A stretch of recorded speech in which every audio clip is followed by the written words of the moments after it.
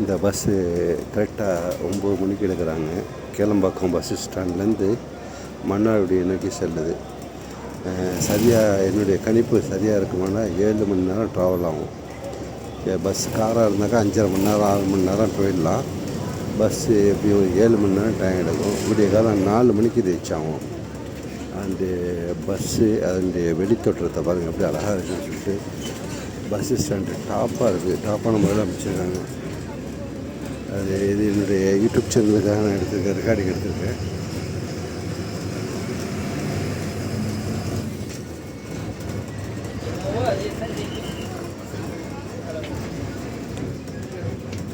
Bus மாநில பேருந்து ரொம்ப அழகான பஸ்ஸு, புது பஸ்ஸெல்லாம் விட்டுருக்காங்க. நல்ல முன்னேற்றம் தான் அரசு, இல்லைன்னு சொல்ல முடியாது. ஆனால் மக்களிடம் காசு இல்லையா தான் ஒரு கேள்வி. மக்கள்கிட்ட காசு இல்லை. மக்களுக்கு சரியான ஒரு வேலைவாய்ப்புன்னு சொல்ல தெரியல. அவ்வளோ மக்கள் வேலை பார்க்க முடியாமல் இருக்காங்களா, இல்லை வேலைவாய்ப்பு கிடைக்காமல் இருக்காங்களான்னு தெரியல. அது ஒரு தேவைகளை நிறைவேற்றணும் மக்களுக்கு. எல்லா மக்களும் எல்லாம் கிடைச்சுவாங்க.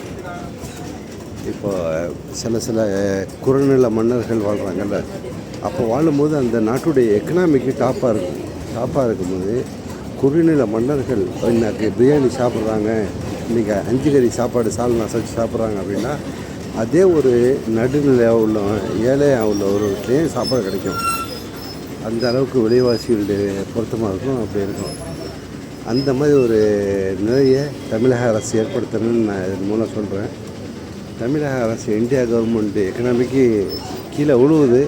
இருந்தாலும் மக்கள்கிட்ட எல்லாத்தையும் காசு இருக்குது. அந்த அளவுக்கு நல்ல மக்கள் வாழ்கிறாங்க. இது தொடரணும்னு சொல்லிட்டு என்னுடைய கோரிக்கையை வைக்கிறது. பஸ்ஸு தமிழகத்தினுடைய டிரைவர்களும் அவ்வளோ திறமையானவர்கள். என்ன சூழ்நிலை கரெக்டாக ஓட்டுவாங்க, டாப்பாக ஓட்டுவாங்க. கட்டிக்கார டிரைவர்கள் வாழ்த்துக்கள் சொல்லுவோம் எல்லாத்துக்குமே.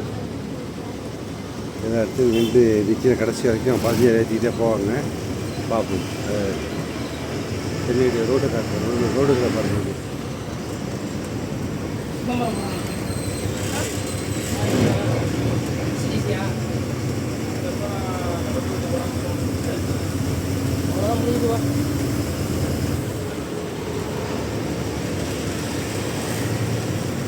ஓகே, அடுத்து தொடர் எடுப்போம்.